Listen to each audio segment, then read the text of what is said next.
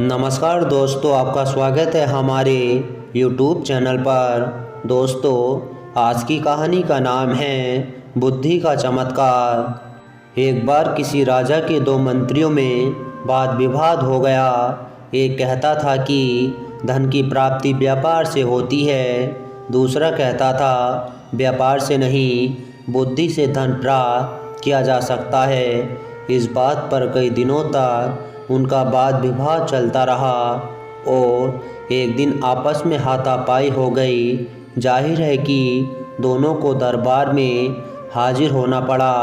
राजा को जब उनकी झगड़ों का कारण बताया गया तो राजा ने उस मंत्री को अपने पास बुलाया जो व्यापार से धन की प्राप्ति मानता था और बोले, जितना धन तुम्हें चाहिए वह खजाने से ले लो और इस बात को सिद्ध कर दिखाओ कि व्यापार से धन की प्राप्ति होती है। इसके बाद दूसरों की बारी आई। राजा ने पूछा, तुम्हें विश्वास है कि बुद्धि से धन प्राप्त किया जा सकता है? मंत्री ने उत्तर दिया, महाराज, बुद्धि के द्वारा संसार की हर वस्तु को प्राप्त किया जा सकता है, उसके लिए व्यापारी जरूरी नहीं है। राजा बोला, ठीक है, और उसे कुछ न देकर बिना वेतन अपने हस्तबल में घोड़े की देखभाल का काम सौंप दिया।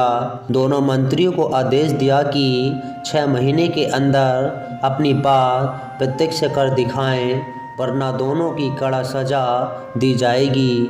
जिस मंत्री को खजाने से बहुत सा धन मिला था उसने सारे शहर दुकान खोल दी और अधिक से अधिक पैसा बनाने के चक्कर में दिन रात परेशान रहने लगा, जबकि दूसरा हस्तबल में बैठकर सोचने लगा कि किस तरह पैसा बनाया जाए।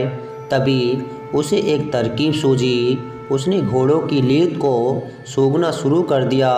राजा के हस्तबल में 700 घोड़े थे और हर घोड़े का एक सवार नियुक्त किया गया था। मंत्री को घोड़े की लीद सूंघते देख हस्तबल के कर्मचारी में खलबली मच गई। वो मन ही मन डर गए, न जाने मंत्री क्यों घोड़े की लीद सूंघ रहे हैं। एक दिन हस्तबल के मुखिया ने पूछा, महाराज, आप घोड़े की लीद क्यों सूंघते हैं?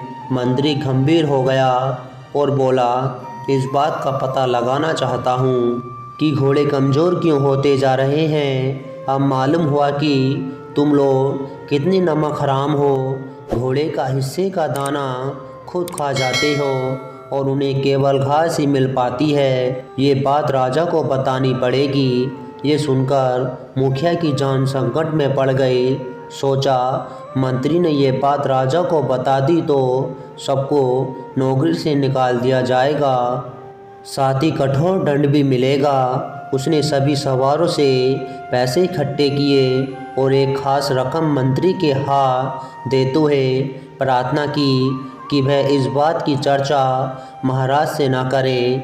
कुछ ही दिन के अंदर मंत्री ने हजारों रुपए लाकर राजा के सामने रखा। मंत्री का ये कमाल देखकर राजा को आश्चर्य हुआ कि राजा ने उस स्थल से हटा दिया, समंदर की लहरें गिनने में लगा दिया। अब मंत्री जी सुबह से शाम तक समुंदर के किनारे बैठने लगे, जैसे सचमुच लहरों को गिन रहे हों। एक दिन जहाज़ों के कप्तान ने मंत्री जी को समुंदर के किनारे बैठे देख लिया। वह मंत्री जी पास आए और वहाँ बैठने का कारण पूछा।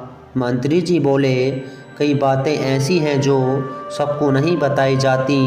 ये समझ लो कि महाराज ने लहरें गिनने का काम मुझे सौंपा है, लेकिन तुम्हारे जहाज़ों के आने जाने से लहरें टूट जाती हैं और राजा की आज्ञा का पालन नहीं हो रहा।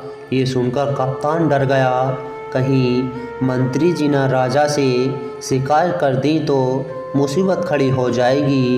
ये सोचकर उसने अपने मल्लाहों से बहुत सा धन इकट्ठा किया और मंत्री के हवाले करते हुए बोले कि महाराज से इस बात का जिक्र ना करें। मंत्री मन ही मन प्रसन्न हुआ अगले दिन उसने बहुत सा धन लाकर राजा के सामने रखा तो राजा चकित रह गया और सोचने लगा अब क्या किया जाए।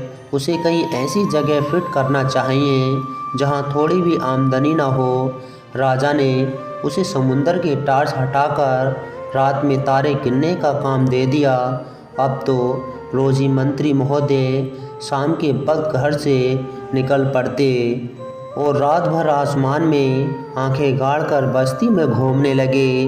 अचानक एक रात मंत्री जी उस बस्ती में पहुंचे जहां नगर के धनी व्यक्ति ऊंची हवेलियां बनाकर रहते थे। लोगों ने देखा आसमान में आंखें उठाए मंत्री जी गली कूचों में घूम रहे हैं। लोगों ने पूछा, महाराज इस आधी रात में आसमान की तरफ क्यों ताक रहे हैं? मंत्री जी की आंखों में आंसू भर आए।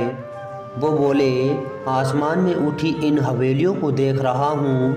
इतना कहकर वो फूट फूट कर रोने लगे। लोगों ने कहा, इसमें रोने का क्या बात है? मंत्री जी ने उत्तर दिया, रोना इसलिए आ रहा है कि इतनी सुंदर हवेलियों को बहुत जल्दी गिरा दिया जाएगा। फिर लोगों ने पूछा, ऐसा किस लिए? पूछने पर मंत्री जी ने बताया कि महाराज ने मुझे तारे गिनने का काम दिया है और तुम्हारी इन ऊंची हवेलियों के कारण मुझे इस काम में असुविधा हो रही है, इसलिए इन्हें गिरना पड़ेगा, तभी राजा का आज्ञा का पालन किया जा सकता है। नहीं नहीं, ऐसा नहीं हो सकता। बस्ती के लोग मंत्री जी के आगे हाथ जोड़कर बोले, आप महाराज को समझाएं कि ऐसा नहीं होगा। बिना इन गिराए हुए तारों को गिना जा सकता है। हवेलियाँ गिरा दी गई तो हम लोग उजड़ जाएंगे। आप जितना पैसा चाहते हैं वह हमसे लेकिन इन हवेलियों को बजा लीजिए। अच्छा, कोशिश करूँगा। इस बार मंत्री जी ने बहुत बड़ी रकम बस्ती के लोगों से निकाली और उसे लाकर राजा के सामने पटक दिया। मंत्री की इस विलक्षण बुद्धि पर राजा की आंखें खुल गईं। उसे विश्वास हो गया कि मंत्री ने सच कहा है।